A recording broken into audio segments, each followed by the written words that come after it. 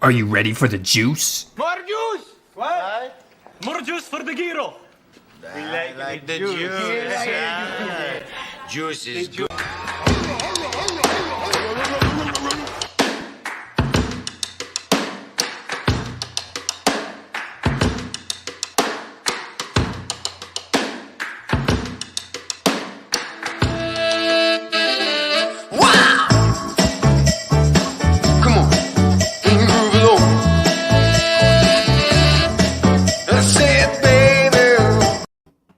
What's going on, guys? Welcome into Thursday night's live stream. All football cards all day. Steve, the Hitman, as always, joined me here. How you doing, Steve? Doing good, man. It's getting nice and warm out every day, and I think everyone's morale is just generally up from that.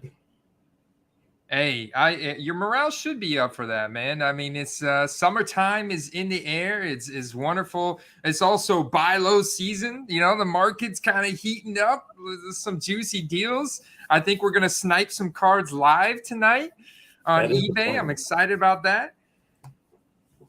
Yeah, from last week we talked about how little football auctions there are, and I feel like from last week to this week it's even more scarce. I was really having to dig to find some good auctions that were ending during the stream tonight.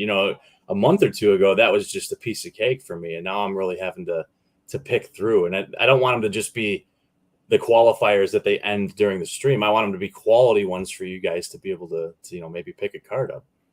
Well, we definitely appreciate that. I think there's one that we want to look at here pretty quickly into the live stream that you picked out for us. Because it's ending pretty soonly. And I agree with you, man. The prices have remained elevated. The scarcity is absolutely there. I'm getting a lot of questions. Should I buy this guy? Should I buy this guy? I'm like, okay, what's the card? What's the price point? So that's some of the stuff we're going to talk about tonight. We're going to talk about actual social media relevancy and how that impacts cards, not just active players, but vintage players and cards as well. And then I also want to look at, some things going on right now in the market that I think are some market inefficiencies that new people can take advantage of. I want to talk about that. We got some mailbag questions. A lot of this stuff is going to be stemming from the mailbag questions we got this week, Steve. So you ready to dig in? Always, man. Let's go. All right. We got Boggy in the house. We got JJ Bama. What's good, guys? James coming right out of the bat. He said Rashad Bateman, Tylan Wallace, 2021 Phoenix dual patch auto numbered 1 out of 50, first in the set. Is this is this a eBay snipe he's posting up? Could be. I don't see a link attached to it, but that sounds like an interesting card bait, depending what the price is at. Yeah, Rashad Bateman, we talked about him. We're actually going to talk about the Baltimore Ravens a little bit tonight.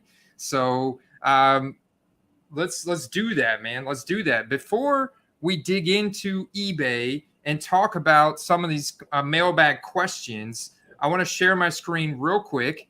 Got to talk about Underdog Fantasy, guys, because if you guys have not checked it out, first and foremost, you get a 100% instant deposit bonus using promo code QUEST, but they've got this Best Ball Mania 2 going on right now. And I don't know if you guys realize this or if you realize this, Steve, but the winner of Best Ball Mania last year that won the $1 million, he drafted his roster in June, Steve. Absolutely. No, absolutely. Because, depending on pure luck or just good intuition, you can get a guy at a value that might get drafted 4 or 5 rounds earlier or even or more than that, right? Mm-hmm. If a guy gets elevated to a starting role, if somebody gets injured and all of a sudden he's the RB1 on his team and you got him at the end of a draft, that's big, right? Yeah, I mean, case in point, I think closer to the season starting, and it's very well could shake out to more of a 50-50 timeshare between Michael Carter and Breece Hall on the Jets. But as of right now, Breece Hall is just completely taken over. He's got the initial rookie draft hype. They spent an early second-round pick on him. Michael Carter, I got him in the 14th round, Steve. I got him in the 14th round of this best ball draft. I'm loving that value. and then sniping Hayden Hurst in the 15th. I mean, talk about some tight end 1 weeks there with Joe Burrow. So that's the kind of values you can take advantage of early before people really start digging into the research, getting heavy into it in July and August when, we could take advantage of these ADPs now. Yeah, no, I'm probably going to do another one here soon. I've done 2 already. And, I've been doing a couple baseball pick'ems to supplement my, my football sheets throughout the 17-week season. And I'm excited, man. I did actually see a comment a week or 2 ago about people mentioning that, sports gambling is illegal in their state. Fortunately for you, underdog is considered like fantasy sports, right? It's not really considered sports gambling. So in many states where you can't sports gamble, you can play an underdog. So something to look into. Hey, that's a great little tip right there. It's very true. Very true. Take advantage of it. Also, want to shout out to the kick-ass patrons that are in this startup Dynasty slow draft that just kicked off tonight, man. You could see Seagulls. Shout out to Seagulls. He took Jonathan Taylor. This is a super flex Dynasty startup league. He took Jonathan Taylor at the 1.1. Would not trade his pick. Adamant about it, man. Just came in. Jonathan Taylor, Josh Allen, Rebs and Saints. Biz 0987 took Mahomes, and now Keno's on the clock. It's 8 hours per pick. Just wanted to shout out the guys, show you the action over there. And this was an item earlier. Let's see if I go to my watch list and go to boom. There it is, because it's ending in 7 minutes, Steve. Want to get people in on this snipe early. Let's see what this is up to. There's no way to know how high this is going to go, but it should go high. Whether it does or not remains to be seen. There's quite a few watchers on it, way more than when I sent the link to Andy earlier. But I mean, free shipping, that's almost a moot point on a card like this. It is numbered out of 10. It's a Jalen Hurts rookie. It's from the Prism set. It's already graded for you. I wouldn't worry too much about the 9 grade. On a card that's scarce, it's not going to affect the value that much. Again, there's only 10 of them. If it was a 10, would it be worth exponentially more? Yeah.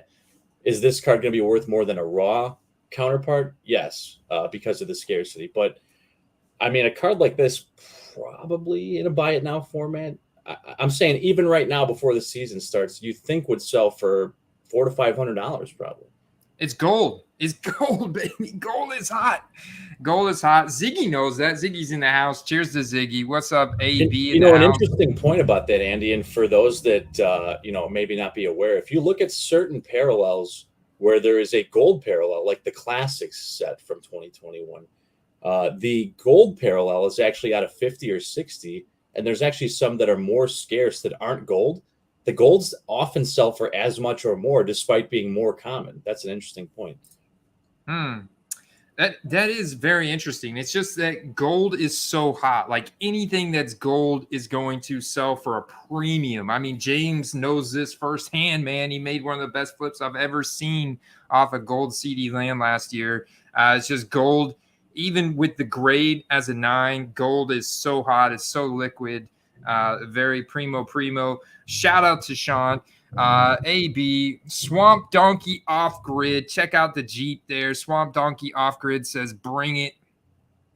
Yeah, people obsessed with gold. So that was our first live snipe. We're going to keep an eye on that. That ends in 5 minutes.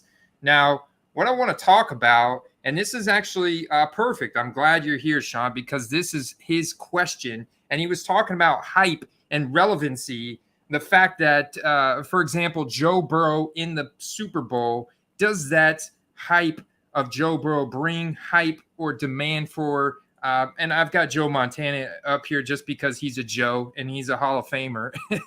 And some people have gone out on a limb and drawn some correlations. And I've heard his name mentioned in Joe Burrow conversations before. So he's the first guy I pulled up, and it was just interesting to see the chart, to see where Joe Montana's rookie card spiked in value. Now, Steve, I'm going to tell you right off the bat, his 1981 Topps rookie card in a PSA 10 grade is like $100,000 card because it's so hard to get. Oh, yeah. So we have a ton of transactions, though. This is the PSA 9 right here. And right now it's average of 1660. So I went back. This thing goes all the way back to 2007 when this card was about $300, $250. And then you could see even in 2015 and then 2016, this card was going for around $700, $800, $1,000. It got up to $1,000 consistently in September, or excuse me, August, and right into September of 2016. And I'm like, what happened in 2016? This is 4 years before the modern sports card boom that would have caused this spike for Joe Montana. And the only thing that I could really find, Steve, was that he turned 60. He turned 60 that summer, and they threw him big parties. The NFL was talking about him big time. The NFL was tweeting about him like crazy. They put out all kinds of social media campaigns about Joe Montana. And I think this created a big hype storm for his cards. They probably released some type of documentary or 30 for 30, on ESPN. And this created a lot of hype for Joe Montana rookie cards in 2016. I think anytime the name of an organization is brought up, people are going to naturally think of people that are associated with that organization. When you think of Bears, you think Walter Payton, or when you think of Vikings, you think Randy Moss, stuff like that. And it's not as much of a very direct correlation, but there is a correlation, absolutely. And that's the kind of thing where, if the Niners went to the Super Bowl, there's a chance that a card like this could see a bump in value just from that too. Yeah, I mean, this card got up to $2,000. So this is vintagecardprices.com. It's just graded cards. It's not just vintage cards, it's modern cards as well. And you can see the chart here. It was about 2,500. So definitely a big increase from where it was. So I said, okay, what about Cincinnati Bengals specific players? And I went and looked up the best Cincinnati Bengals quarterbacks of all time. And Ken Anderson actually topped that list. Ken Anderson is actually pretty high up on the Hall of Fame marker chart of 82.99. So right between Joe Namath and Eli Manning, right under Kurt Warner on the Hall of Fame marker chart. And I'm like, okay, this guy clearly legit, especially for his time in the 70s when the league was totally different. And I'm looking at the chart here, and I see, okay, it's pretty decent. Not a ton of transactions. This is his PSA 9, obviously old vintage card, January 2020. And then we get the sports card boom. There was a reach there of $500, $600. And then you track it through the 2020 season. It kind of stays around this $500 price point. And then in 2021, it does go up to the point where in October, the end of October, believe it or not, somebody spent $1,400 on one. You can confirm it by clicking on this image, and you can see that it's the PSA 9 73 Ken Anderson. Somebody paid $1,400 for it in a buy it now transaction. If that's correlated with the Bengals performance now, I'm not entirely sure, but I do see that somebody reached for it like crazy when just a month prior it sold for $550. I would say it absolutely is. I mean, before the Bengals were making a playoff run and eventually advancing through the playoffs, who was buying anything, vintage from the Bengals stuff realistically. When's the last time they put a serious run together? When was the franchise really out in front? You're right, man. And so I took it one step further and I looked for a more current Bengals somewhat of a GOAT, Boomer Esiason, man. This guy's still relevant, still on TV, and he's pretty decent if you look at Boomer on the Hall of Fame marker chart. I was a little kid whenever Boomer was in his prime, but still he's between Matthew Stafford and Joe Theismann on the Hall of Fame marker chart from 84 to 97. I mean, the guy was a stud for the Bengals. And I go and I look at his chart. And I'm like, all right, 1986, iconic set, iconic rookie year, same set that, talk about Steve Young, Jerry Rice are out of among some other guys. And I was looking at his chart, and I definitely see the growth or the ups and downs. You can go back here to 2018. This card was super cheap, right? We're looking at PSA 9 just because the PSA 10s are so rare. February 2021. Now, I think this is due to his TV relevancy now. And then you go through the summer of 2021, kind of stays around that $50, $50 to $80. It spiked in October again, right around the same time that Ken Anderson spiked. And then it dipped a little bit, and then it spiked again in November. And the last transaction I have on it was January 23rd, around the peak, though, for $120, Steve. I think it's worth noting, despite the couple of valleys in there, it may just be due to the fact that there's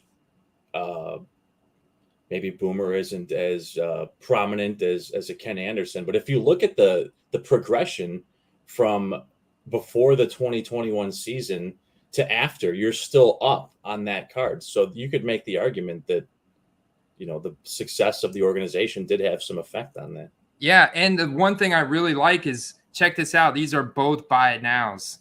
Both buy it nows. The November transaction and the January 23rd transaction are both buy it nows. Andy, I want to point out that that Jalen Hurts card, somebody got a hell of a deal on it. Oh, did it close? It did. Boom, let's check it out. 205. Wow. I definitely think whoever bought that is going to make money. If that, and I'm not going to say that Jalen Hurts is Herbert or Burrow, at least not yet. But in comparison, if that was a Herbert or Burrow, I mean, you'd be touching what, 1,100, 1,200, maybe more. Oh yeah, I think a 200 would have been about right for like a maybe a Justin Jefferson or a CeeDee Lamb, something like that. That's a steal, in my opinion. I think that even when Hurts cards were down, that would have been a good price for that card. So I don't have a picture here, but I'll show you guys a picture of what we're looking at here.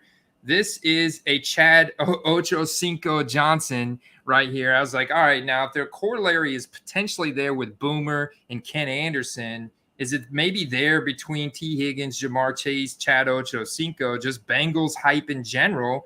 And I think maybe, Steve, I think this is further reinforces that Sean is onto something here, because this is a buy it now transaction for 3 times as much as what the previous sale was in June of 2021. This is Chad Johnson's rookie card, base tops and PSA 9 grade that sold for $75 in a buy it now transaction just before the Super Bowl, right at the Super Bowl.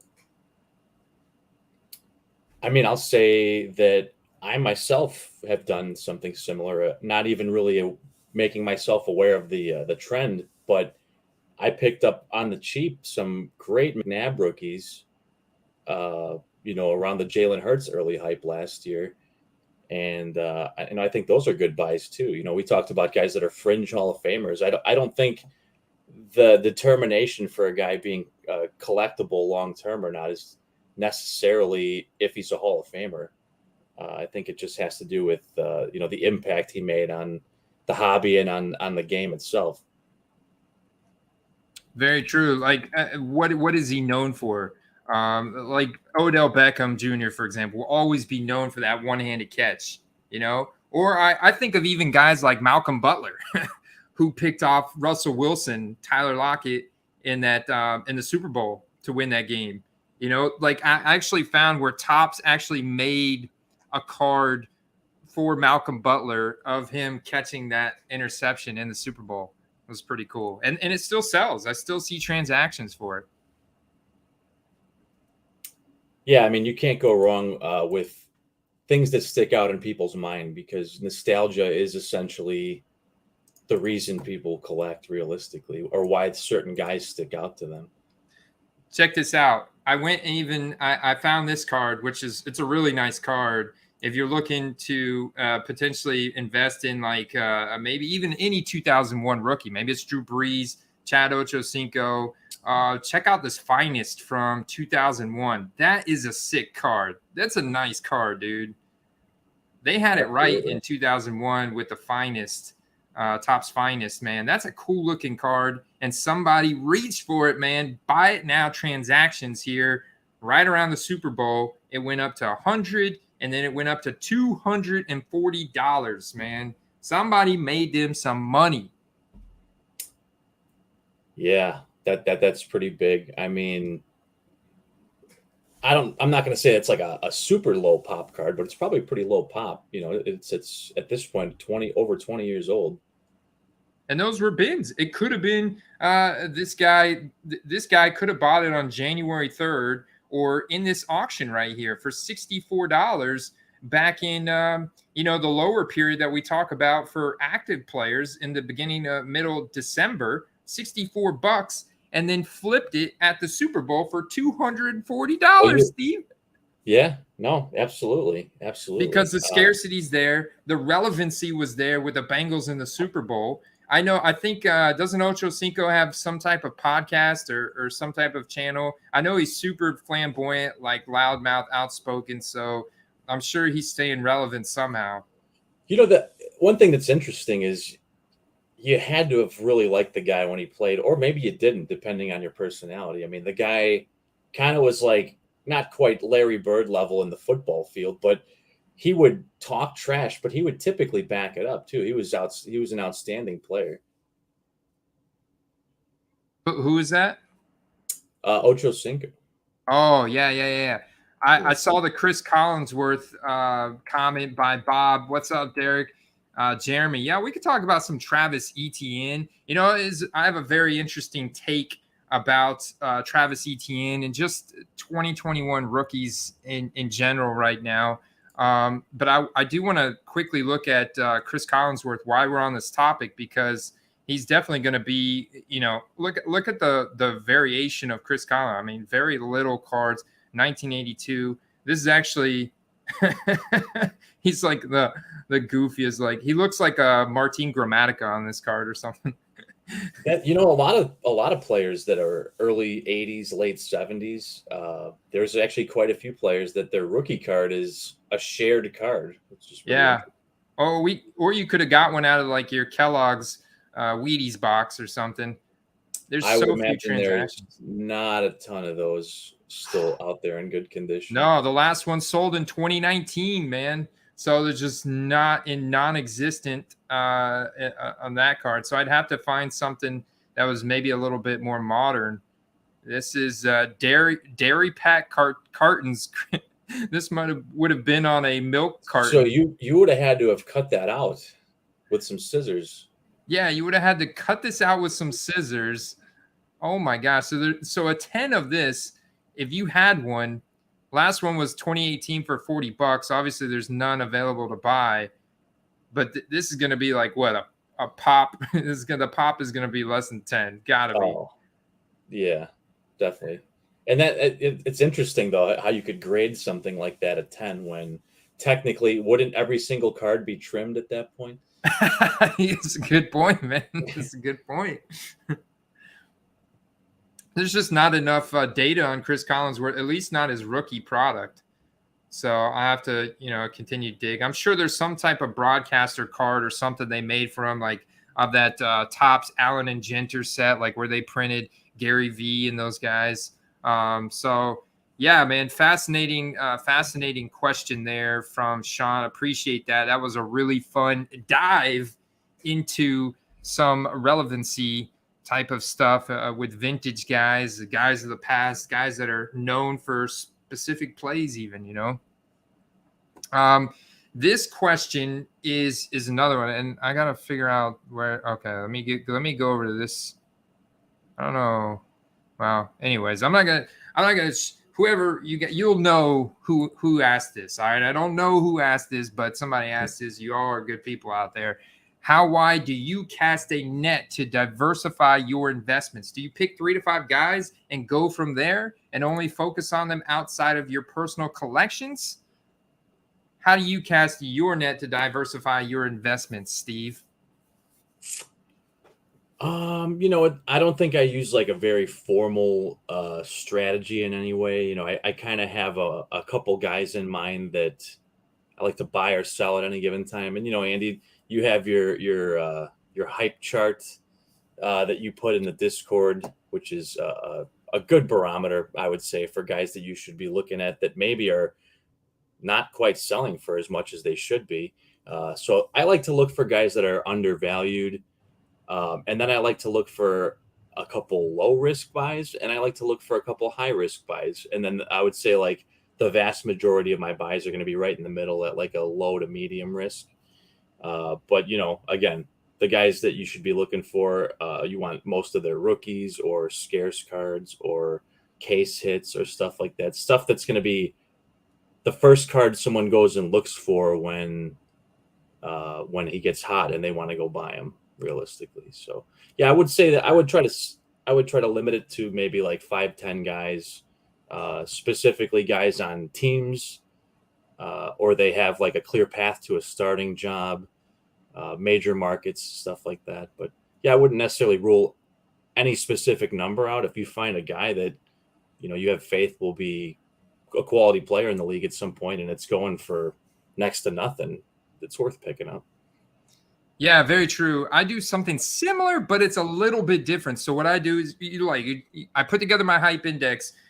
So I'm basically taking like, what you would find in fantasy football, where we're trying to gauge a player's production based on what they've done in the past, their athletic metrics, and what we can forecast for them in their team's offensive schematic this year. Maybe they've made some coaching changes. Maybe there's been some vacated targets from some wide receivers, running backs leaving the team, whatever, what have you. We can project out roughly what their production would look like on a weekly basis. So I've got production as part of my model. And then I'm taking their age. I'm looking at their age, when they were drafted, because I know, talking about Travis Etienne, the younger they are, the less that people have seen of them in the NFL, the easier it is for them to get hyped up like crazy and their cards go wild in value. And we have less supply.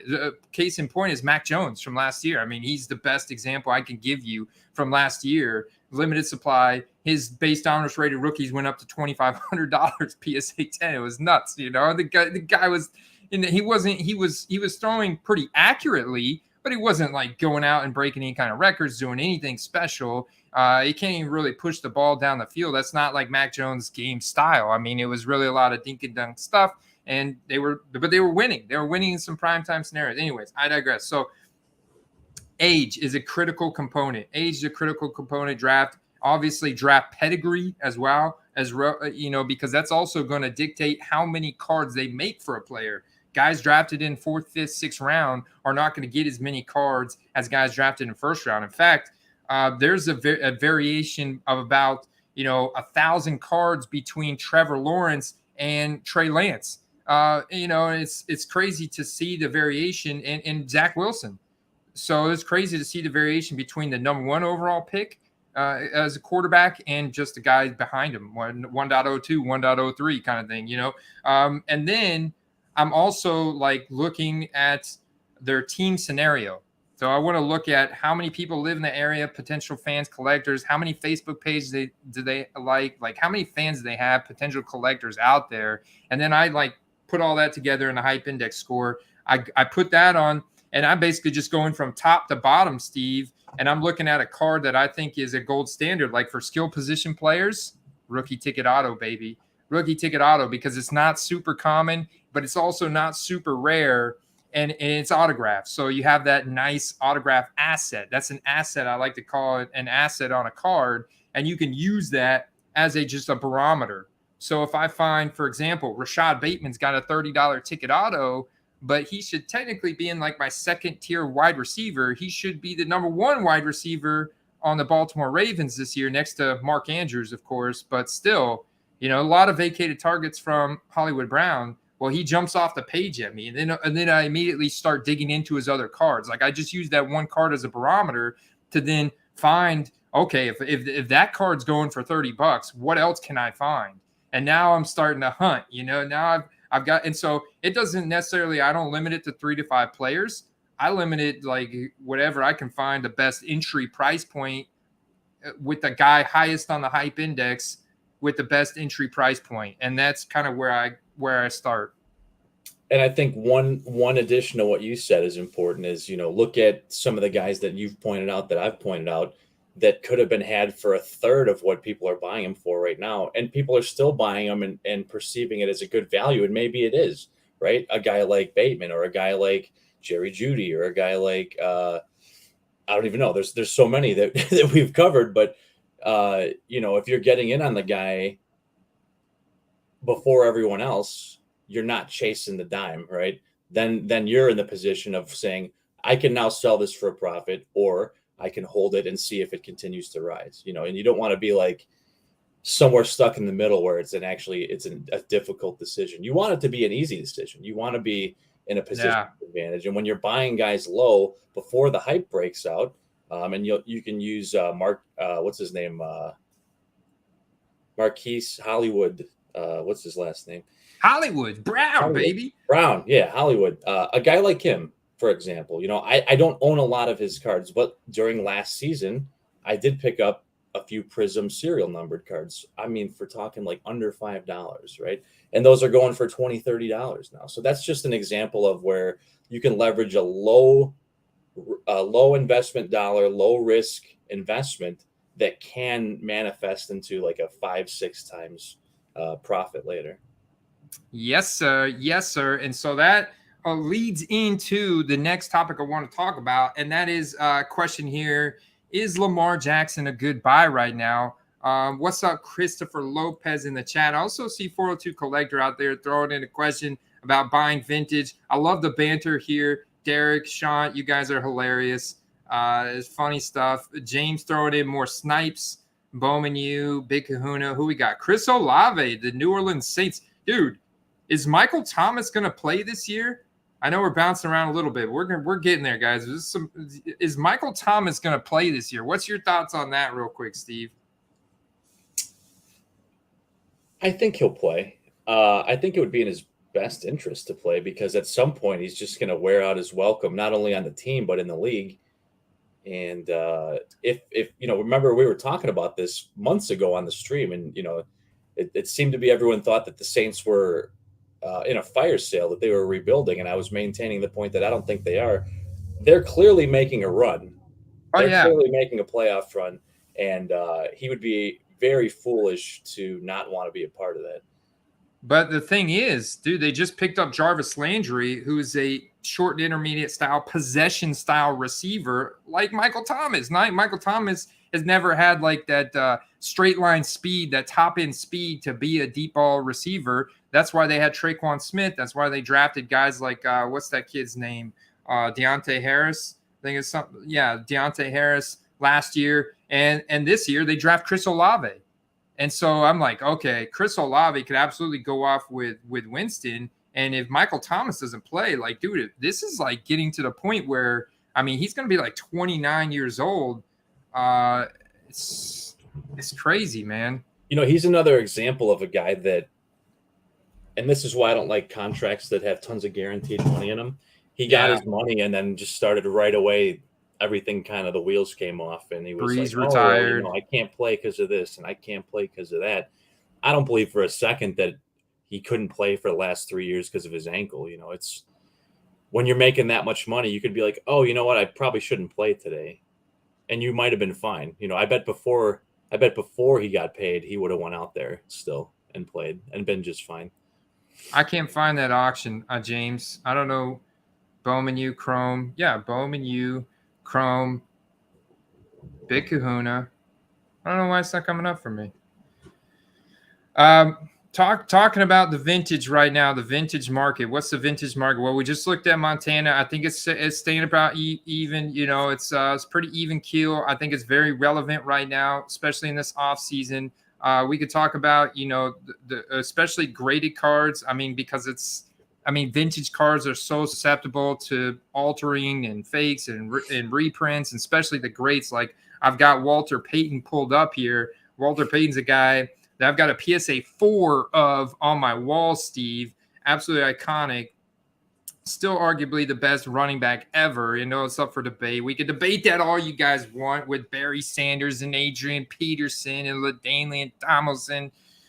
I know you guys want to debate that. Probably a lot of people out there want to debate who is the best running back. But if you go back to the 80s, man, Walter Payton was just a monster, right? A monster in the early 80s. So you look at his PSA 10, that's up to 115,000. Just 115,000, you know. This is, you know. But if we were to look at like the four is up, man. The PSA 4 is up to 487 right now. Andy, did you notice that the 4.5 appeared to be less than the 4? I did. I'm gonna have to go back to that because that was pretty interesting.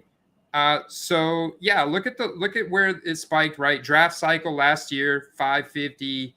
I think that's probably my transaction right around here. Somewhere last summer for around 350, and there was one just went for 487. So I think it's, you know, depending on the card you have, the condition you have it of. If it's a rare vintage card of a very good Hall of Fame caliber player and it's in good graded condition, you can make some money on it right now. I really do. You know, I think with the the vintage cards, I think that anytime that the season is like, we're between the draft and the start of the season right now, I think that that's going to be like, I don't have charts in front of me, but I would be willing to bet if you went back over the years, that would be like a prime time for people to buy, vintage, because there's no news for these new players or even active players on a day-to-day basis. Like, there was tons of news around the draft. There was trade speculation. There was all these different things. And right now there's not. So who really stands out in a collector's mind? It's either guys that they're sold on that they're going to invest in for sure, or guys that are locked in as greats forever.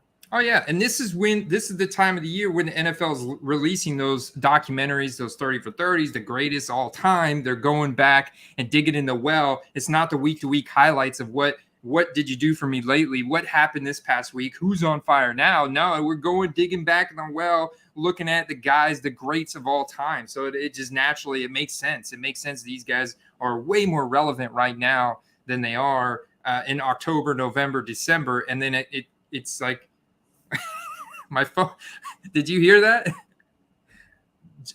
Somebody just got drafted in the Dynasty League, and the sleeper thing went, wow.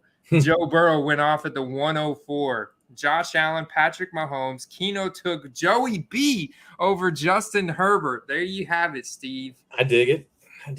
Wow. Sean's on the clock, and he's in the chat. And I know he's upset because his name, you can see his profile icon is Jonathan Taylor, and his name in the Discord server is JT Cards.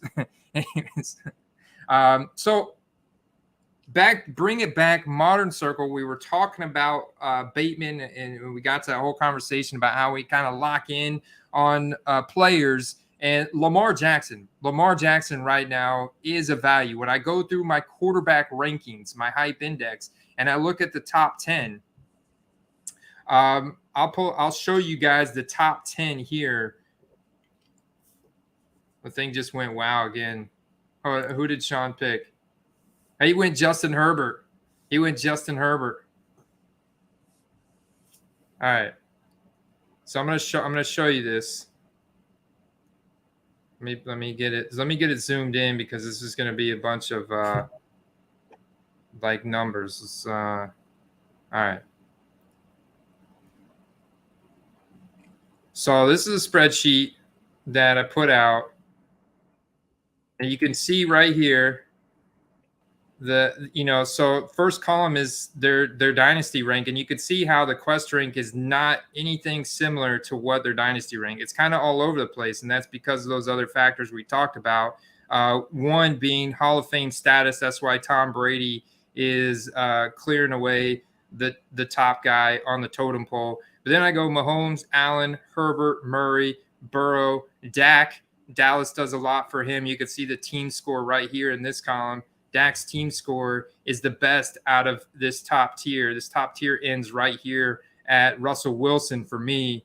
And Lamar, with only 1,699 different rookie cards, less than Josh Allen considerably. His 2018 Optic Holo is $125 raw compared to Josh Allen's at $500. That's a big difference there, Steve, considering that Lamar Jackson had the season that he did in 2019. That MVP season he had was absolutely incredible. So I pulled up a few charts for him, but I want to hear your thoughts on the Baltimore Ravens and Lamar Jackson heading into 2022. I didn't really get into a lot of Lamar's, when I got back into collecting, because that was right around the time that his cards were coming off of that big season. So that was, a bit higher than I thought that I wanted to pay for his cards. That being said, they were pretty inexpensive last season, which makes them even more affordable right now. But they are starting to go slightly back up a bit. So if you were trying to get in on his cards, now's a pretty good time. It's kind of that lull, that zombie state that everyone's in until football preseason gets close again. But I would also temper your expectations. Yes, he had a historic season a couple years ago, but you can only hang your hat on that for so long because investments depend on future production and not just past production, unless we're talking about Adrian Peterson or unless you're talking about Joe Montana or a guy that you mentioned. You're not basing them off of their career when they were 42 years old or whatever it is. You're basing it on the duration of their career, that the greatness that they left on the field. So you're going to need a few more big seasons out of Lamar to see that sustained value, but he does have the potential for it. So now is the time to maybe get in low on some of his stuff. But again, I wouldn't hang your hat on what he did in 1 year unless he can start putting a couple more good seasons together. Yeah, I think that his rushing has carried him. Like in 2020 compared to 2019, his passing accuracy slipped down to number 28 in the league. But his rushing ability carried him to the number 8 rank in fantasy points per game or production per game. So that kind of kept him in there. Plus, they made another playoff run, So they're going to be contenders every year. They have phenomenal coaching in John Harbaugh. And, they've added key pieces to their defense. They've had a really good offseason. They strengthened the defensive line. They strengthened the safeties, the defensive secondary. They also drafted a really good center in this past draft, Tyler Linderbaum, who is like the highest graded PFF center since 2014. So they had a really good offseason all around. It was pretty quiet. They did trade Marquise Brown, who was their number one deep ball threat. He had 145 targets last year. But the big thing for Lamar is going to be his passing. He's obviously not going to, help him out so much that they traded Marquise Brown. But I think other guys can step up. They can fill that void. Bateman, Devin Duvernay. And the thing is, they don't throw the ball a whole lot. Like we talked about his rushing, man. His rushing is crazy. Like heading into 2021, Lamar Jackson led all NFL players in rushing yards over expected since he joined the league with almost a 40% lead over second-ranked Derrick Henry. So it's like insane how much rushing ability he has. I've seen him evade 5-6 tacklers at one time. But at this point, he's going to have to do more for us to get back up to this giant tidal wave that he was on in 2020. And going into 2021, it's like, all right, people got excited about him again. Can he get back there? He got up to about $1,000, and then he didn't. And he fell off, and then he got injured, and then he really fell off there towards the end of the season. And he fell off, and he's just been sliding ever since, man. So, yeah, I think you could buy in because there's a lot of room for upside. 348 on his base Prism PSA 10 is what it was at before the sports card boom even took off. I mean, because he came off of that 2019 MVP season. He was the guy. Like, he was the hot guy. So, I mean, there's a lot of room for growth, but he's going to have to do more now. He's going to have to really take the next step. And I don't know that they will just because they're like such a balanced, run-heavy, run-balanced team. Like, but he could put up some crazy highlights any given week. I pulled up their schedule. Steve. What do you think about the schedule? Jets week 1 p.m. they could do some stuff there. Sure. Dolphins week 2. That'll be an interesting one right here against the Dolphins. Yeah, I'm not seeing anything that they can't overcome. Those are all pretty close games so far. Patriots week 3. I think this is going to be the worst year for the Patriots that they've had in a long time. And that's just my opinion. Anecdotally, No, we can dig into them in another long live stream. But like games like this, the Bills, maybe they start losing in October, but I think they've got some games here in September they can absolutely win. Big teams, there's going to be a lot of eyeballs. This Bills-Bengals little 2-game stretch right there is going to be tough. But then they get Giants-Browns, which is probably 2 wins, and then they go down to Tampa, and that's going to be maybe 400 or 500 yards passing for Brady.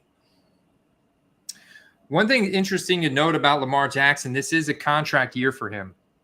He's entering the final year of his rookie contract. And the weird thing is, though, he doesn't have an agent. I don't know if you know this. Lamar Jackson does not have an agent. His mom is apparently his agent. So they talked to him, and they actually asked the coach about it. And he said, Lamar he'll talk to us when he's ready to talk to us, right? Now, here's a big gamble with that. If, something happens and he gets hurt, he misses half the season or doesn't have a statistically good year, or they finish the season with a losing record, he is not in a position of advantage when it comes to negotiating all of a sudden. So by not signing up for another long-term contract ahead of time, he might be making a big mistake, especially with his play style. He runs the ball a lot, and he's going to take a lot of hits. He's taking a gamble by not locking himself up. Exactly, man. That's the thing, man. There's such a run-heavy team, and Lamar likes to run the ball. Oh. Speaking of which, I think I'm on the clock in the Dynasty League, man. The Dynasty Startup Draft over on Sleeper. Let's see what happened. Wow, look at Ridley. That was an awesome comment, man. Somebody had it. What was the comment? Miss it. Lamar Jackson is like Bobby Boucher with that mama bullshit. I like it, man. Mama says alligators are ornery because they got all them teeth and no toothbrush. Might be onto something. All right, Andy.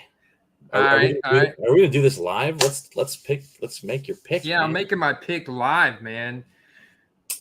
So we got one receiver off the board, which I totally understand. What are you thinking? Because I see a couple names there that are interesting. Christian McCaffrey's still out there. And the thing with McCaffrey is, while he does present at least some injury concern, because he did miss a lot of time last year, he's also the guy that could, by a long shot, be the RB1 in the entire league. And he's proven that. So that's the risk reward with him.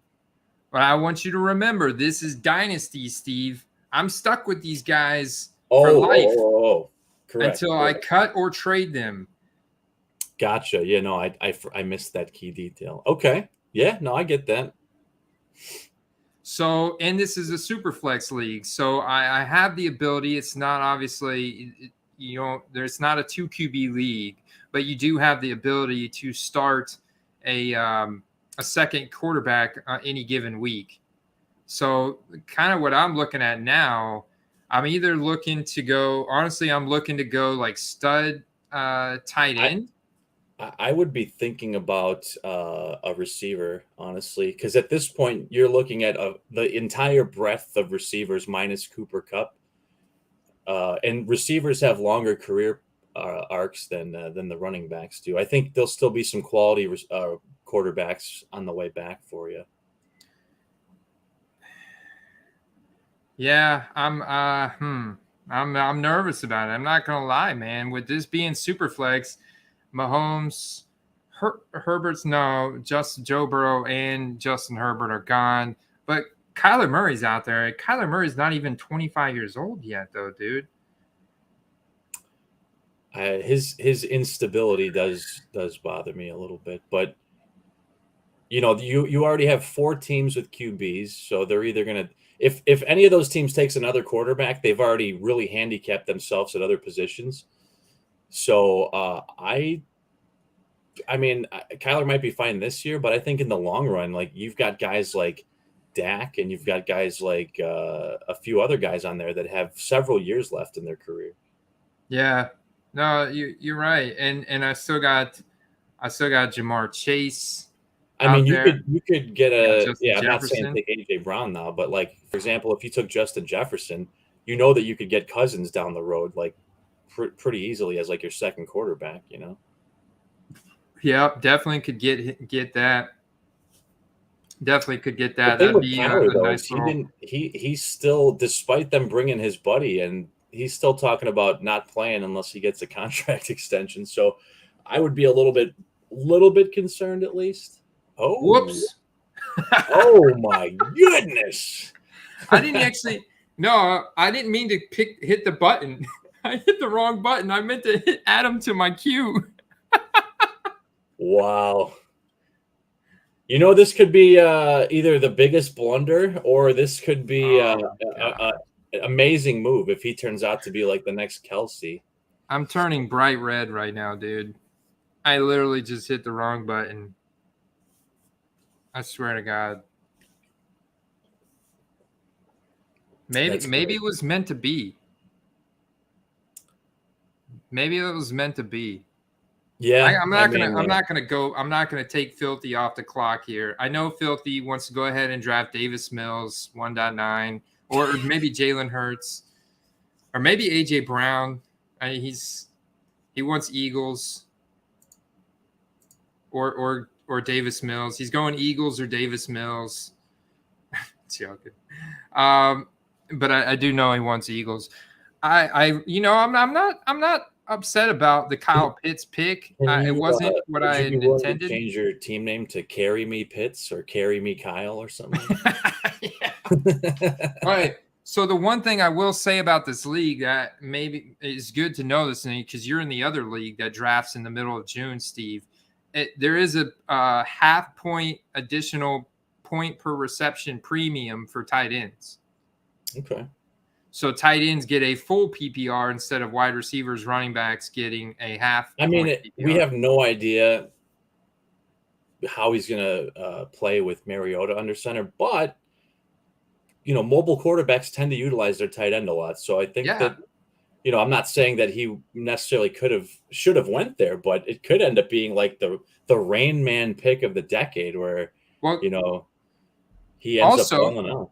Also, get this, Steve, right? They added Bryan Edwards, right? They drafted Drake London to be Drake London to be the next Julio Jones, and they brought in Bryan Edwards. Put those guys on the outside, put Kyle Pitts, move him around to the slot more. I don't know. I think Kyle Pitts can be incredibly productive. I saw Mariota hit up Waller quite a bit whenever he did play in Las Vegas.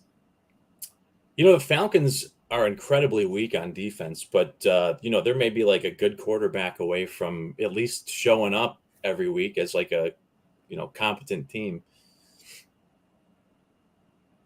I'm gonna have to buy a Kyle Pitts jersey. I just flipped my nicest Kyle Pitts, dude. I had a Kyle Pitts numbered out of 25. Rookies and Stars Red Laser numbered out of 25. I bought it for 80, but I ended up selling it for 130, dude. Don't worry when a couple years from now when the new rookie ticket autos come out, you can maybe get a Kyle Pitts. Derek said, I'm trying to talk myself into it. Make myself feel better. Hey, what you have to, don't you? Otherwise, he's going to lose sleep over it. Yeah, no, annoying. And that's the thing. And with fantasy, with how young Kyle Pitts is, I actually don't feel too bad about it. The guy's not even 22 yet. So Kyle Pitts, all right. So we look at his numbers from last year. What did he do? He had 1,026 receiving yards on 110 targets. Only 68 receptions, but I got to think that number probably only goes up this year. I mean, it's got to be equal to, I'm thinking anyways. So, I mean, I'm talking myself into it here, guys. But you know what?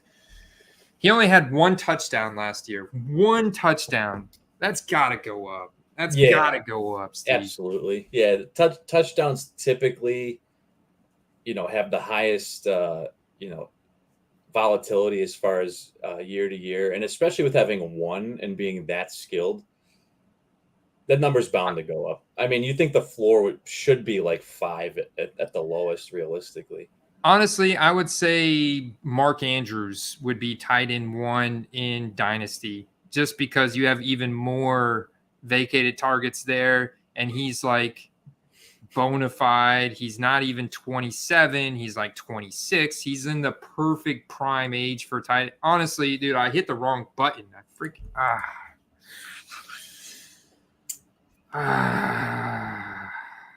This is why you don't draft your Dynasty Startup League while live streaming, especially when your league mates are out there in the chat and they've got the advantage. Now they've also seen who I've queued up. Look, Jamar Chase, Justin Jefferson, late stick, Christian McCaffrey, late stick. He did it, man. Somebody ring up Jets Crazy. Tell him to make his pick. I got to make another pick before I go to bed, or I'm not going to be able to go to bed. It's all good, man. I think the guys that, in all fairness, the guys you queued up were probably going to go no matter what anyway. They were easily the next several guys on the list. Bob said, told you take Brady. I should have taken. All right, it took a few minutes to pick. Didn't think I'd have to choose between Chase. Oh, God. I'm not going to live this one down, am I? Yeah, but you know what? Like I said, we could. Oh. I would love to revisit this like halfway through the year and see how that panned out. I hope to God that it doesn't come back to bite me in the ass. But if anything, he's not even 22 yet. So, I mean, shoot. On the plus side, Andy, you, for the rest of the draft, do not even have to think about who your tight end's going to be. I got my tight end in place, I like tight ends. What can I say, Steve? It's a good thing to like. We're going for it. I don't even remember. You got like you said, there's no confusion about it. You got all one position lockdown done, and you got just a couple more to fill now. So that's good. All right. So I got some questions here. A couple more questions while Jets Crazy takes forever to make his pick. Here we go. Do you think it's harder for entry level or new people to join the hobby right now, Steve? I would say no, and I'll back that up with a reason. First of all, they're coming in at a great buying opportunity because it is kind of like the slow point. So depending on, regardless of who you're looking to buy into, there's value to be had. And I think secondly, you have resources like this channel that you can go to and get information and get educated on what to buy, what to look for, what not to look for, grading advice, dynasty advice. I mean, all across the board. I think now is actually a really good time. What do you think about that, Andy? No, I agree with you, man. I mean, we got a lot more information at our fingertips now. So, like all this stuff I had to learn on my own, and then I guess started finding, like you guys started finding me. Like I was putting up this beacon, this light, and you guys are finding me. And I'm like, oh, this is awesome. There's a lot of other people that think the same way I do out there. And you guys are enjoying the research and the information that I'm gathering and putting out, and the correlations I'm drawing between fantasy and football cards. So I think now at the point where we're at, it is a lot easier for new people to get up to speed really quick, right? Because of all the information that you guys have absolutely helped me put out. You guys have helped me hone in where, like I'm like a fire hose, like spraying everywhere, but you guys help me like focus that in on like to dig into specific topics. So it's definitely a two-way street. Very thankful. Absolutely. And I think it is easier for new people to get in now. There's a lot of information out there. At the same time, it is harder because of how much depth there has been added to the sports card hobby from when I grew up. You grew up, Steve. All of us grew up in the 90s and the 80s when there was only 2 or 3 cards for a player, rookie cards, and now there's 3,000, 4,000. Like, is this insane? And so, but if you have good information, a good community that you can bounce things off of, and you do your homework, that information's out there for you to be able to make those educated decisions, find those market inefficiencies. You got a good work ethic, kind of dig in. You can dig into to the spot, find some snipes. So speaking of that, man, I think it's time to share another snipe. Yeah. I've got to buy football cards to forget about what I just did. Perfect, man. Perfect. Well, let me see what I got here for you in that case, because I should have a couple. Let me see what I got on my watch list. All right. I definitely have a couple here. Oh, I got one. I got one for you, for Filthy or whoever out there. I got one right here. Boom. You shared this one with me before the stream. This is one you shared with me earlier. Let me hide this. I know that's your boy, so I had to share it. Heck yeah, man. The Mississippi mustache, dude. I'm going to be looking for him in like the 20th round of this draft or something. Dude, if Jalen Hurts ever goes down, I mean, Gardner's going to break out, dude, or he's going to sign with a different team. He's super young too. He's like 25, man. He's going to get a starting job somewhere again one day. And a kaboom for $50. If you look into those, I mean, they are quite expensive, no matter what the player is. So yeah, the price just seems too good on that one. It doesn't matter the year, the player. This is awesome, man. This is a great card. I would be proud to put this on my wall. I mean, I'm not a Jags fan, but I am a Jaguar King fan. The Mississippi mustache. I like it. That was awesome. Let's see what else you got. Couple more goodies. Oh boy, we're on the. So one question, and I know we talked about this last week. We dug in pretty deep on Jalen Hurts and the Eagles. And just for the record, I think the Eagles are going to absolutely smash this year in 2022. If we didn't say it last week, we're saying it here again. We think the Eagles are going to smash in 2022. I think their defense is going to be a lot better. Their offense is better. It's going to be on like Donkey Kong. Jalen Hurts offers so much in the rushing game. If he could become just a little bit better passer, the Philadelphia Eagles could just show some confidence in the guy. Like, come on, man.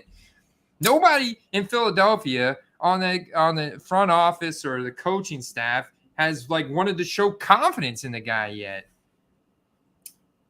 I think maybe he's one of those guys that takes that big leap because of all the extra pressure. I know that he's worked all offseason on his passing accuracy and stuff like that. So I think he'll have a big leap. And this card in particular, I wanted to point out because when Burrow was making his playoff run last year, the silver, even the Panini Black version base card was selling for over $200. And even right now, it's probably selling for like around $150. So this card is entirely too low, like a lot right now. So this is a great buy. Whether we'll still be on air or not when it ends, I'd love to be, but I guess we'll see. The centering is actually pretty good, not perfect. Top to bottom looks good. Left to right's about 60-40, give or take. But other than that, that's a 9. It could be a 10 depending who you send it to, right? Does this mean there's no watchers? I don't see any watchers down here. There's usually a threshold, so it depends. Like if it's under 20, sometimes it won't show, or it's crazy. There's a threshold, and I'm not sure what that threshold exactly is, but Shantz wants me to get this this Gronk, this Gronk is sick. This Gronk ends in 45 minutes. Ooh, shit. Yeah, check out this Gronk, dude. This is and this is like pretty rare, obviously. Obviously, it's numbered out of 25. 25 out of 25. It's Gronk doing a Gronk spike. Signature moves. Look how sick that is, dude. Immaculate. Man, with the Gronk auto. There you go, in a horizontal. It may be horizontal, but it's just so dope. These autographs from Gronk are super rare, and he's in the Bucks uniform. That's a beauty. Yeah, that's and that's, you know, top of the line. That's immaculate. So. Yeah, I know, but I'm planning on going to a card show in 2 weeks. Plus, I'm doing a submission right now to CSG. Got a lot of things going on, man. I gotta tighten up the old purse strings. Definitely. I'd love to add this to my wall, though. Hey, you know what? Maybe at the live show or at the show, maybe you'll pull something. Maybe that card. Maybe of their 24 versions of that card, you'll be able to, you know, document it and upload it. Oof. Man, I sent you a couple heaters though to okay, show. heaters. I'll think about that, Sean. I'll think about that. Oh, yes. Steve coming with the fire. Yes. Now, people are down on Diggs this year. I wanted to show that for a couple reasons. A, it's way too cheap. B, you covered Diggs on your sniper article. And yeah, that's just it's a very rare card, especially in a PSA 10. So I didn't even cover Diggs in the sniper article, but I did do a backstage video. That's what it was. That's what it was. Yeah, if you guys want access to that and you haven't checked it out yet, patreon.com/footballcards. We do put out extra content there on a weekly basis, including that's where you can get the hype index chart. Somebody else asked, where do you get access to that web app that I was showing in the videos? Well, that's where you get it, man. That's where you get it. Go over to patreon.com/footballcards. Check it out. Join our little Quest family, our little Quest community. A lot of these awesome dudes in the chat are already in it. And obviously we have a lot of fun in there. Somebody just got drafted. This is a nice night. I'm watching this. This is ending in 2 days. Got to watch that. Somebody just got drafted here. Who's it going to be? Oh, man. Jets went double down on quarterback. Went Kyler, Lamar, bingo, bango. And then late stick went CeeDee Lamb. Whew. It's getting hot in here, bro. It's getting real hot. Yeah, there's I think there's about 20 minutes on all those auctions I sent you, so there's no real urgency to post them up right away, but definitely keep an eye on that. Oh man. Yeah, there's 11 on the soonest ending one. There's 11 minutes. And yeah, backing up what James is saying in the chat. What's he saying? You know, it's definitely I wouldn't say it's a little group, but it's grown exponentially since the end of the football season. And you know, me being active in there, I've seen it really pick up, and it's great. There's a great group of guys in there, and you know, everyone's friendly, and we talk football and other things in the hobby. It's part of the everyday routine for me. Yes, it is. Yes, sir. It absolutely is. I appreciate you guys. All right, let me see what other questions I got here in the chat. I gotta just find something to distract right now. Oh, check it out. Check it out right here.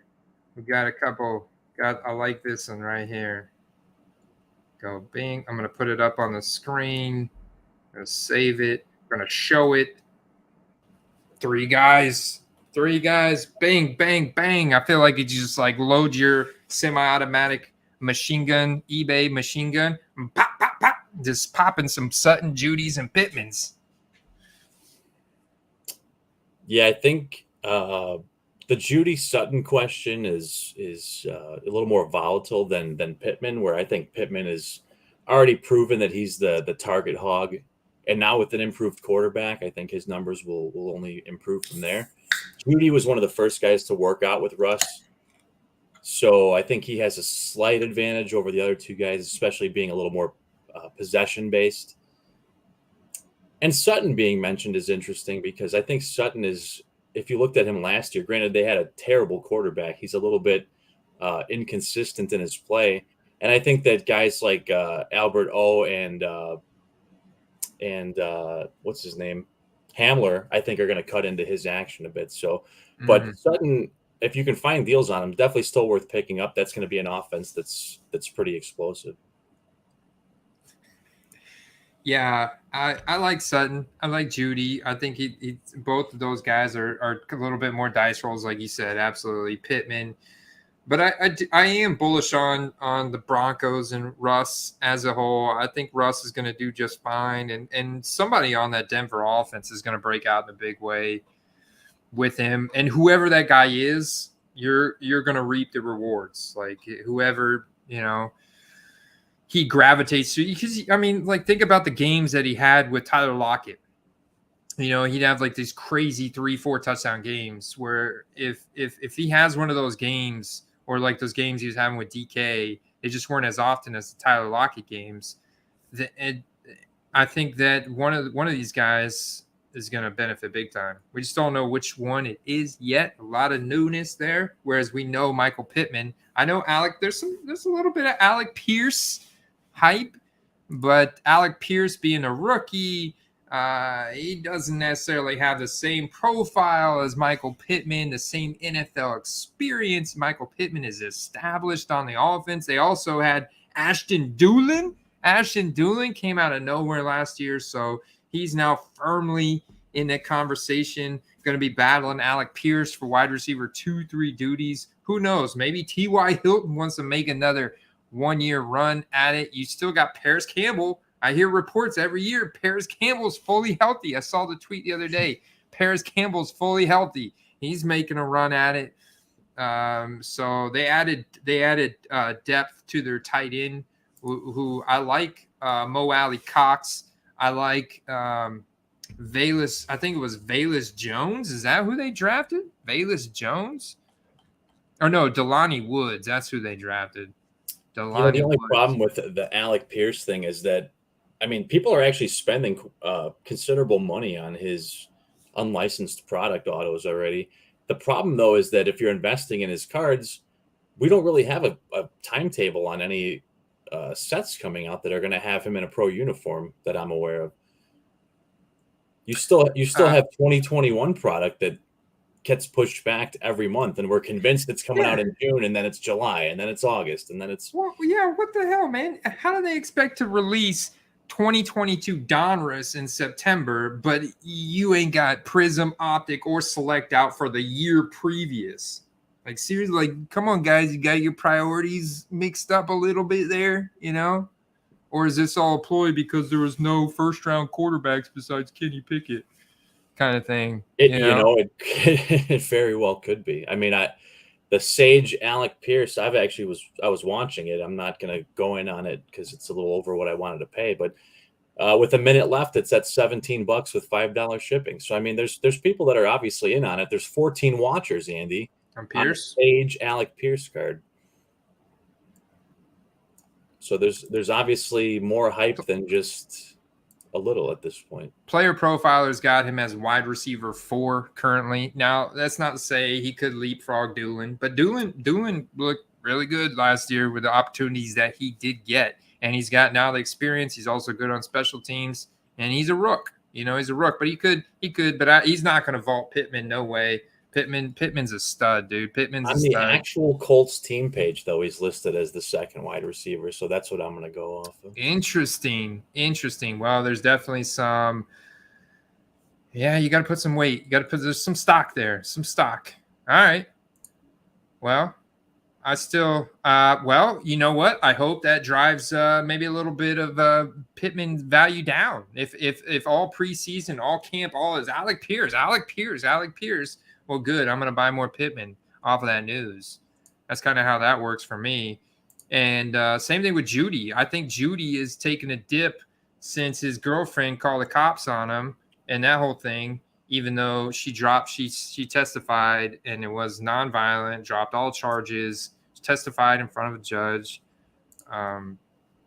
She didn't try and pull any Amber Heard crap on him. You know, it's all good. So I think, but hey, if Judy is going to go under the radar now because of it, then absolutely think that it's.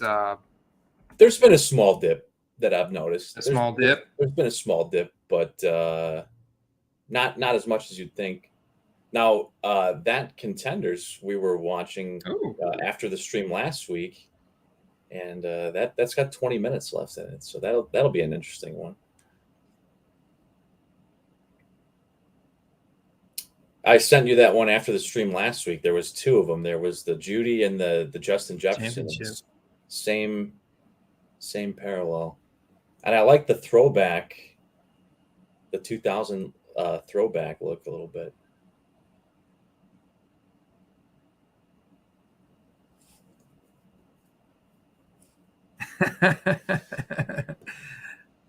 Let's see what they're going for. 78, 69. Not too much of a cooldown, but maybe a little one there. Maybe back when it happened, like somebody just didn't put their bid in on this one. 56 was really good. That's numbered out of 99. Yeah, that's a steal considering the bases are going for like 70. That was it. Bucks. It was a tiny little window there, guys. It was a tiny little window. He's going back up. There's just so much skill on that offense that on a week-to-week basis, it might not be all one guy. It could be similar to like the Tyler Lockett situation where he's got like 30 fantasy points one week and then 2 the next, But I mean, that's the kind of thing that is enough to keep people intrigued, though. Okay. So I want to look up Cortland Sutton. That is absolutely enough to keep people intrigued, for sure. See, this is sold transactions for Cortland Sutton. No, a couple things Panini did that really pisses me off just really irks me, man, from 2018. Where's the rookie card logo? They did this on so many RPAs and autograph cards. They did it to the Prism. They did it to Unparalleled. They did it to so much stuff. It's like anytime they put an autograph on the card, we're going to get rid of the rookie card logo. That's a good idea, right, guys? I mean, what, Steve? Come on, man. Like, why'd they do this? And I showed you off stream a couple weeks ago in a couple of the 2021 rookie inserts. They did that as well, and I was pretty disappointed to see that. I can't think of them all off my head, but the Panini XR inserts from 2020 did have the rookie card logo, but in 2021 they didn't. So that is a thing worth noting. There's some buyers that might not affect whatsoever, but there's a lot that it will. So that's one thing to keep in mind. I know. It drives me crazy, man. 2017, they did it on some. 2018, they did it on a bunch like this one right here. This is why this card sells for so cheap. Part of the reason.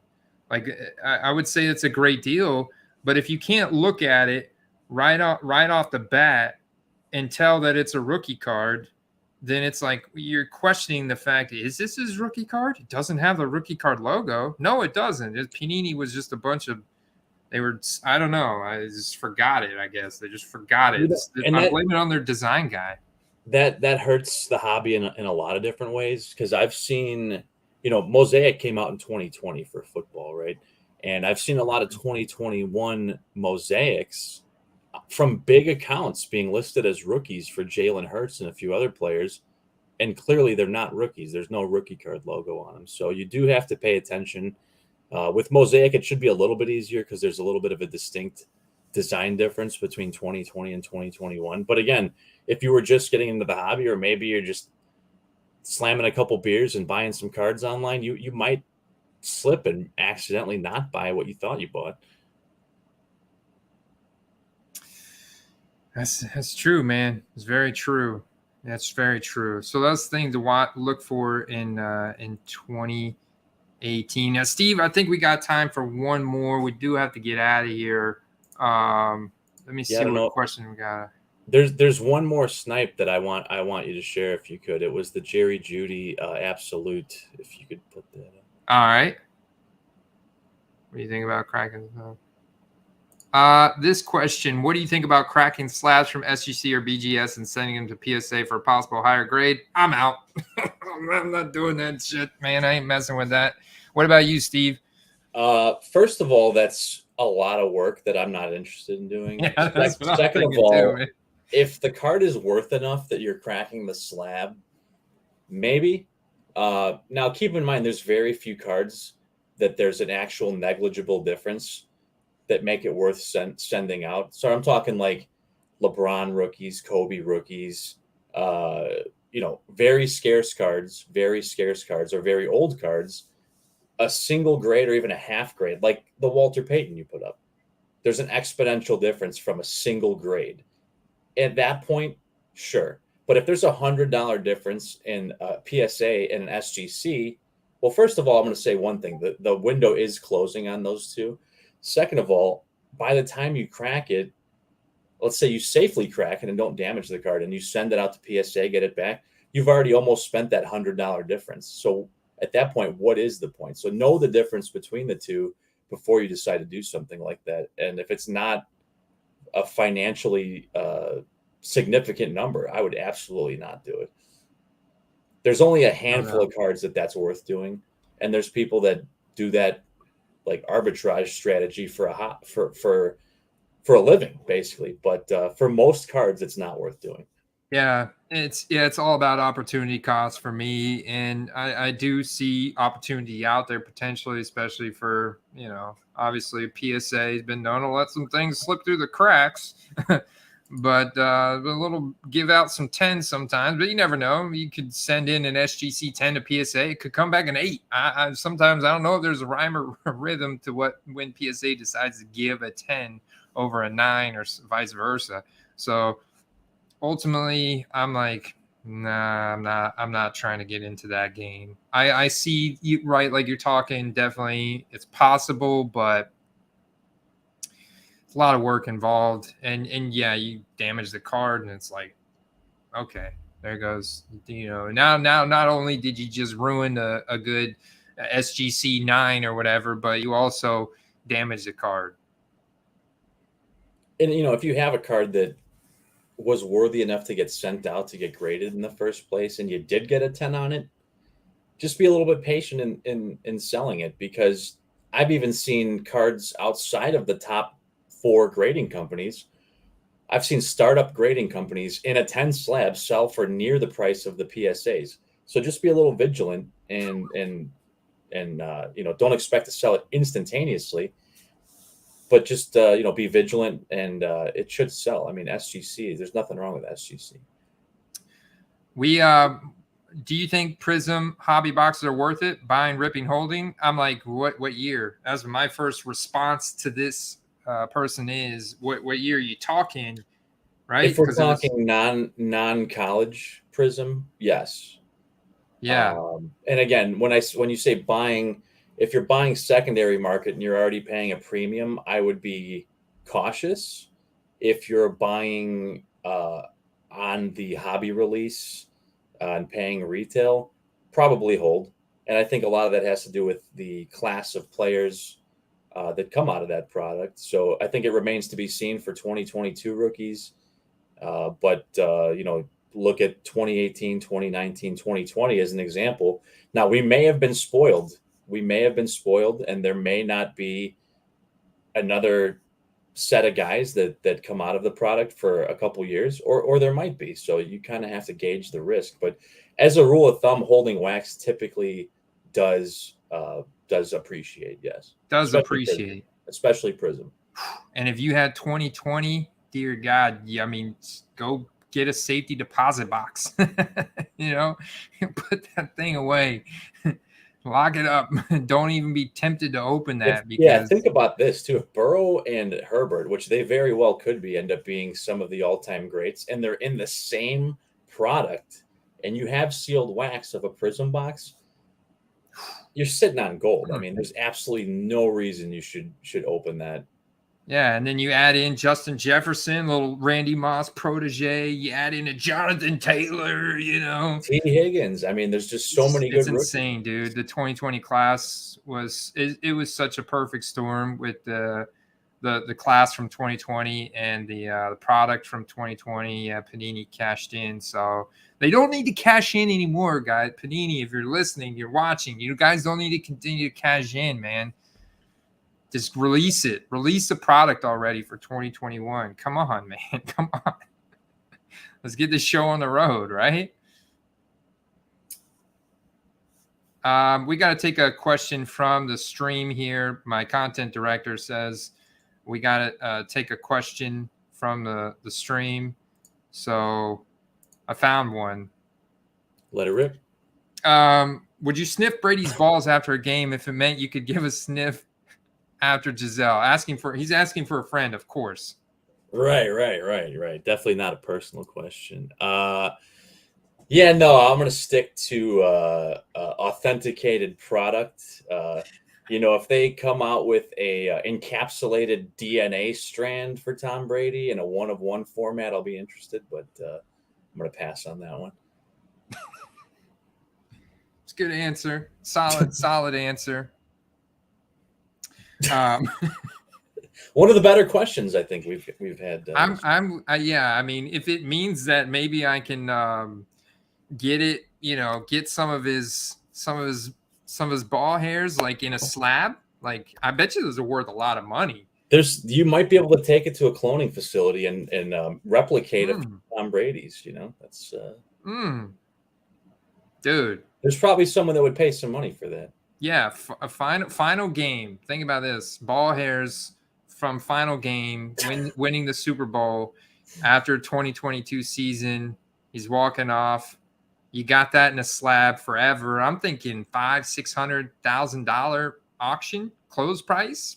I mean, if you could obviously get it PSA DNA certified. Don't even know how they could authenticate that without like photo confirmation, but we'll leave that to everyone's imagination at that point. I already got a buyer, man. Done deal. Derek's in. Oh man, this has been a fun stream tonight, guys. AJ Penn is sitting on his pick at the 2.3 like a duck egg. I don't think we're gonna get it tonight. But we'll be back real soon, Steve. Aren't you going on vacation soon?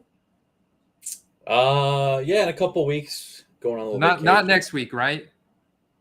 Not next week. So 2 weeks. Okay, so we'll maybe have a guest for that week, or maybe we'll do something different, guys. Maybe we'll do something fun and different, unique. That's what we do here, man. We're unique, but we got football cards at our foundation, man. We got a good foundation. Thanks for you guys.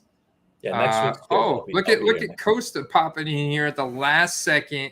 Costa Ciarlis in the suit, man, looking fly in the suit, is picking up Bryce Hall. College ticket autos a good idea so early. I have 3 already. Derek, what do you think, Derek? What do you think, Steve? I mean, he's got 3. What's the price point on the Bryce Hall college? I know he's probably 1.1 draft pick, like right, 1.1 draft pick. Can we go ahead and pencil in the who's it going to be? The Seahawks or the Commanders? Commanders. I think that the Giants. I would say Commanders almost for sure, but yeah, I think that I don't know what they're currently selling for, but the time to sell him is for sure going to be when he gets drafted and before any of the pro uniform stuff comes. Oh yeah, so that's a sneaky pickup. I like that. Oh yeah, I mean, especially he's in Bowman U too. Yeah. I think I shared one of his autos in the Discord this week, actually. Wait, it's not Bryce Hall though; it's Bryce Young. Bryce Young. Sorry. Yeah. Yeah. I don't know. Are we Bryce, getting our streams crossed here? Who's Bryce Hall? Is Right, there two who's- Bryces? Bryce Hall is a defensive back for the Bryce Jets, Hall's defensive back. Well, but he's already in the league, so that's got to be. You talking about? nah, he's talking Bryce Young. He just Yeah. That's what I thought. Yeah, got to be Bryce Young. So Bryce Young's Bowman U is going to be the main product. This is not bad for a gold lava refractor. I personally saw a Kenny Pickett go for about $600-700. This same card. You could look up the comp. A Kenny Pickett in this same card just sold for like $600-700. So yeah, I mean, just the fact that he's not drafted, you definitely have opportunity because, I mean, that's solid, dude. Honestly, I think it might be worth it to go ahead and start keeping him on your radar, save him, even something like this, because everything is going to be non-licensed until next year, until he gets drafted. So it looks like he was talking about the 2022 running back for the Jets. It looks like. Oh, he's talking about Breece Hall. Oh yeah, man, we love Breece Hall. I mean, I think he's a great flip for. It just depends on that entry price point. So you're targeting autos, which I think is great, right? I mean, that's where you want to be at. Now, which ones and what are you buying in on them at? Even something like this, I think you're fine because think about it. Even if they do somehow manage to get Donruss out in September, usually they come out with gold standard around then as well. It's Photoshop pictures, but they do have the pro uniforms. And obviously it's going to be a very liquid product, but the autographs from those are going to be very expensive. And these are still going to be the most highly traded autographs. And this guy definitely has the athletic profile and the talent to just burst onto the scene with the Jets and make a big impact in a big way early on. So I can absolutely see if you can get in as something like this for $20-30. Yeah, I could see you making money off of that for sure. Very nice, very nice. Yeah, it's all about timing. Yeah. And, I would definitely just be aware that as soon as the pro stuff comes out, there will be a brief hit on those. But if he does some Jonathan Taylor type stuff, they could see sustained value. But in the interim, I would say their peak is going to be up to the start of the season when their pro uniform stuff comes out. Absolutely. Yeah, you know that. There's a trade. There's a trade on the board. Filthy C and Shant want to trade. Let's see. All right. Filthy C receives a 2nd round pick and a 3rd round pick. And Shant sends his 2nd and 3rd. So they're trading 2nds and 3rds. What? Hold on. All right. Well, I got obviously it's a fair trade. I mean, so they traded their 2nds and 3rds. I got to go back to the draft now. Oh, I see what happened. So Shant moves up now in the 2nd round. Oh, to snipe me? To snipe me? No, I'm joking. AJ Penn still hasn't drafted either, but he is going to snipe me. He's probably going to snipe me. He's going to snipe something from me. This will be interesting. And now, Phil, they know. Well, we all talk football all the time. That the one thing about drafting with guys you talk football with is they do know your tendencies and they do know your favoritisms and whatnot. So that's what makes these leagues that much more interesting. Is you're going against guys that are aware of who your favorite players are and guys that you invest in, and that does actually kind of play a role in maybe who you might pick on a dynasty league. It makes it that much harder for me, right? Because I kind of share my entire thought process and everything. Yeah, if there's a few more picks ahead of you next time we're live, you could keep like a little black box over your queue or something like that. He said I have a lot of I mean, hate, we right? know that they're not going to snipe Kyle Pitts from you, but at least in the interim, there's a whole field of guys available for you. Oh man. What up, Joel? Joel in the house, popping in late. I would say, as long as he stays healthy, I say absolutely. I sold a J.K. Dobbins the other day. I sold a Cortland Sutton too the other day, with a nice little flip on a Cortland Sutton and a J.K. Dobbins. There's definitely going to be some hype for him. The latest report on that injury, if Dobbins truly is 100% healthy, and obviously I've got the utmost confidence in modern sports medicine after everything they've done the last couple of years for some of these guys. J.K. Dobbins, he was so explosive, man, so efficient, run heavy offense. I mean, I think he could, no doubt, be. He would probably be in the top 20 on any roster. I think, especially on that roster, though,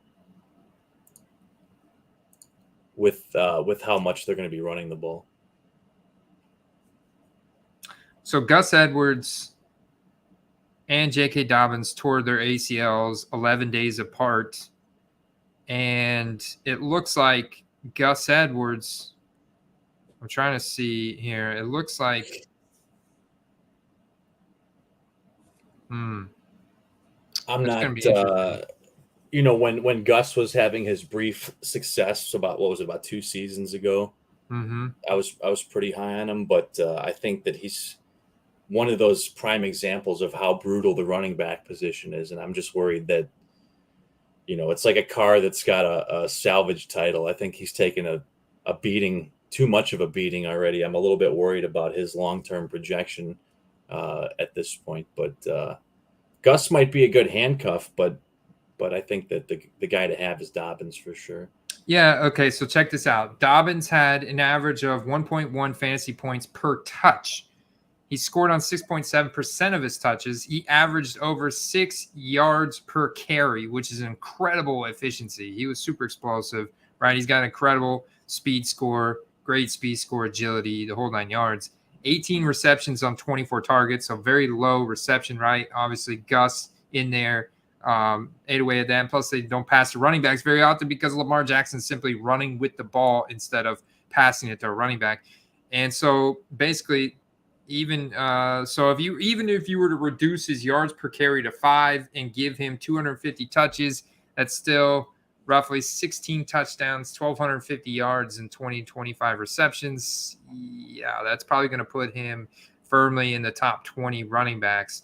So I like that projection model. I think that, he could be up there, man. He could be up there. Before he got hurt, I remember seeing a statistic about him having like the highest rate of making a defender miss at that time. So obviously it's a small sample size, but that's as long as he didn't lose any elusiveness due to the injury, there's a good chance he could still be that guy. Yep. There is a chance. It's just definitely going to be a split backfield, and we need to see him 100% healthy. I think once we see him making some crazy cuts and explosive runs on some type of media outlet, then all of a sudden you're going to see an immediate hype increase for JK, and we won't be kidding. It'll be serious. It'll be totally serious. Some serious hype for Dobbins. Oh, Sean's on the board. Actually, AJ Penn finally made a pick. He went Javonte Williams at the 2.3. So he went Justin Jefferson, Javonte. Andy, I didn't think it was going to happen, but there's a chance that you might be able to redeem yourself live on air tonight, because I think whoever's picking ahead of you is currently logged in and probably going to pick right away. So. Yeah, Sean, he should be in the chat. I believe he's in the chat. He's in the stream. Hopefully he's got his sleeper queue up. He's got the little green circle next to him. That means he's awake. He's alive and kicking. I'm going to take a swig of beer. Pour a little one out for the first round. That's all right. Yeah. Oh, no. Oh. You know what? It's a sign, Steve. It's a sign. I was meant to have Kyle Pitts, man. You know, this is a tight end premium league, dude. I'm hoping he could progress over his. So Sean just, or no, Filthy took his pick. I get confused on these picks. No, that was Sean's pick. Who just picked? Somebody just picked AJ Brown.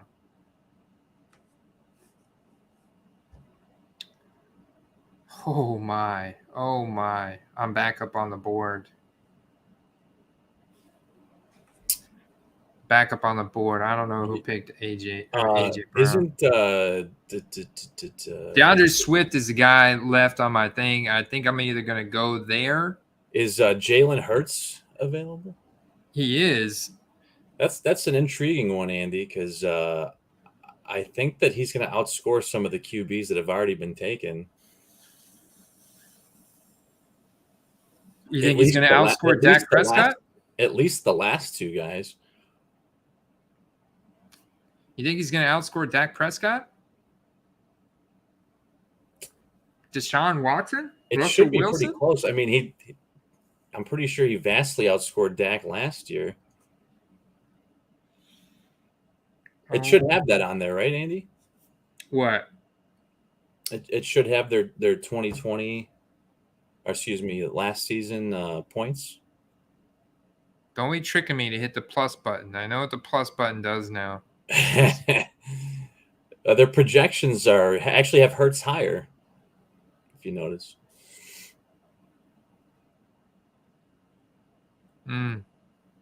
Yeah, but I'm looking at this.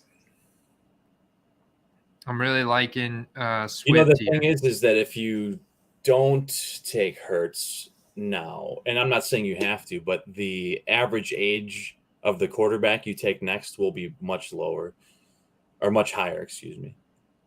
Yeah. Russ is there too. I mean, you can't go wrong with Russ, but that's the thing. Russ is there. Dak is there. Deshaun Watson's there. This is Dynasty, playing the long game, baby. I mean, let's be honest. Stafford's there too. I mean, there's a lot of great QBs. You didn't mention Stafford, but Stafford, he's in my tier 2. That offense is drastically better. Yeah. So but with these guys already having QBs, I know there's a chance, and they all get to pick twice again, and maybe this comes back to bite me. But I think I'm going to go with Swift here just because of the lack of backfield competition and how good the Detroit Lions offensive line now is. And the fact that Jared Goff is just a completely immobile quarterback, and he's going to dump off to the running back a lot.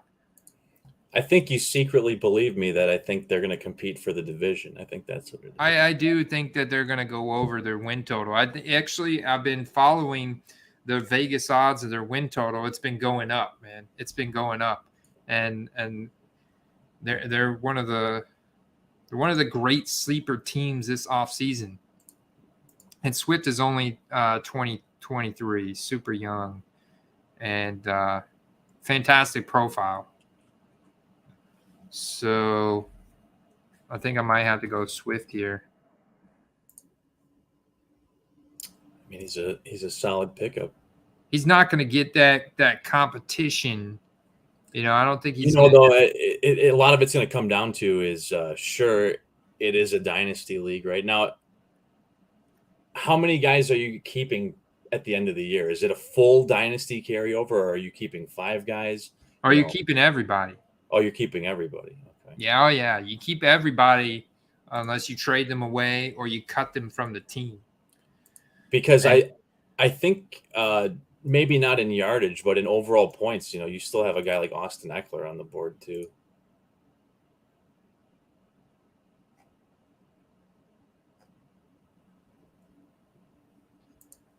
So I don't know, man. I'm torn here. Totally.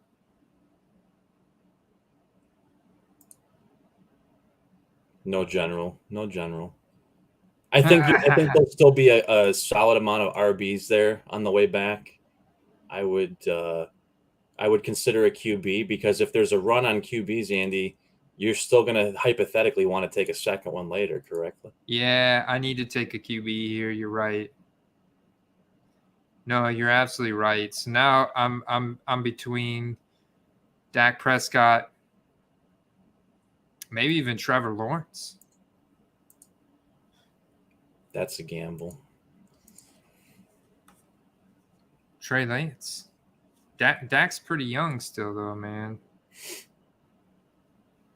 I like Dak. Yeah, I like this. So it's interesting because I've been a part of a keeper league for about 10 or 12 years now, and we only retain 5 players at the end of every year. So I'm excited to do a full roster retention type dynasty league.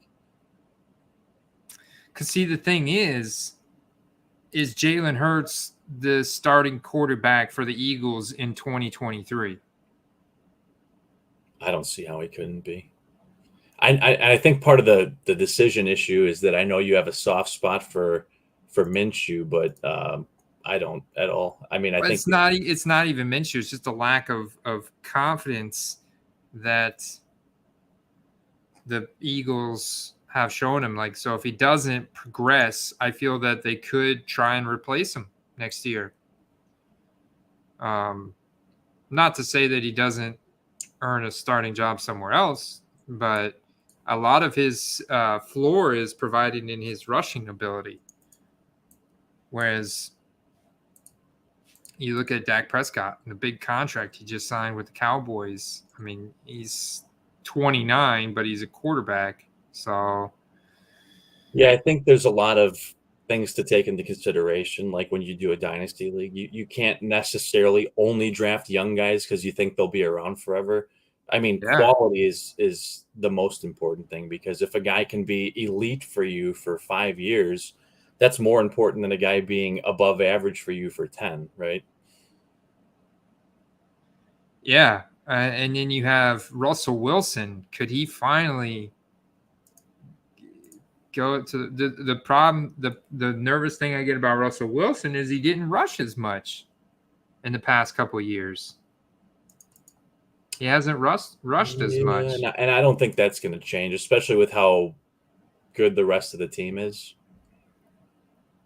Not to say that he won't, but I don't think that he needs to. Last year was kind of an anomaly, wasn't it? It was the injury. I mean, only 14 games, but it was just a total dumpster fire year all around. I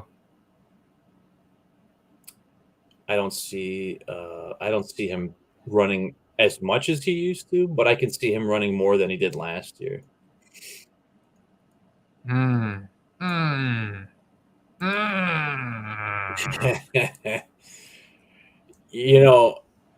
Yeah, I mean, there's so many good picks available. Well, I got to make the pick now.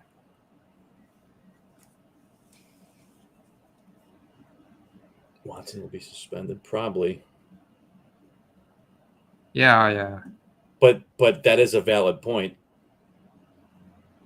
If he's suspended, even if he was suspended for the whole year, I mean, you're keeping him forever.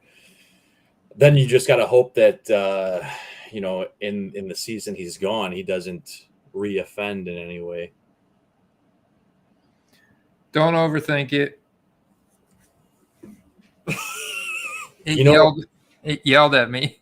There's no of the guys that we discussed, Andy, there's not a wrong choice, right? And that's one of the greatest things about the early rounds, except for maybe accidental tight end picks. But there's really not a wrong pick in the early rounds. Everyone is so skilled.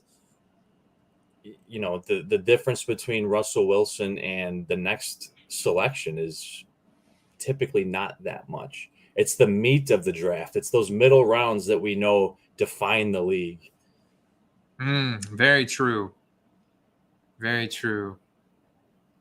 Yeah, I didn't think Hurts was going to last if you didn't take him. So I think that that's not too surprising that he. I know. I'm torn. The only if there was more security, like I love the guy and I love his upside potential, and he could take a big leap this year. It's year 3. It's the same year Josh Allen took a leap, but Hurts doesn't have the same arm as Josh Allen. But if he could get more accurate, I think he does have an arm similar.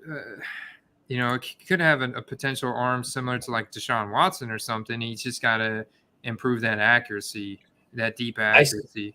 I saw it last year, and then we talked about Donovan McNabb earlier, and I see a bit of McNabb in him.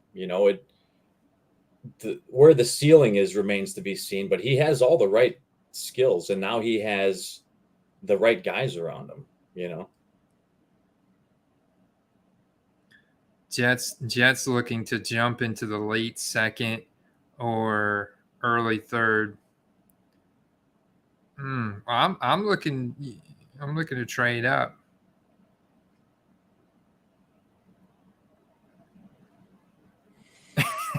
I wonder if AJ Penn State's joking here.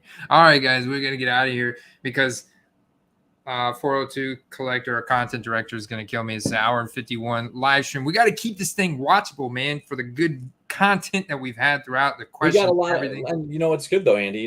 Despite the fact that we ran, longer than desired by some, we have a lot of interaction going on, and we got a draft live going on. It's great. I love it. Yeah. Here's one more snipe to leave you guys with before we get out of here. That was pretty nice.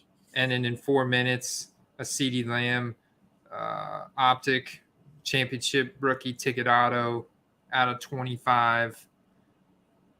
Let's see what else you got. I think that's going to be the snipe of the night right there. Oh, 3 out of 5, man. This is right up James' alley. This is the kind of stuff that I know he's all over. His big old, the Duke Wilson football patches. You can't deny the eye appeal or the scarcity of that card. And then you factor in the fact that Judy is a hot commodity right now. That's a hell of a buy. No, I appreciate you, Sean. Derek, you guys kick ass. Filthy. All right, guys. We out. We'll see you guys mañana soon. Peace. Yeah, I got a mail day coming out tomorrow. I think I might have some more cards and packages to send to CSG. Do it. See y'all.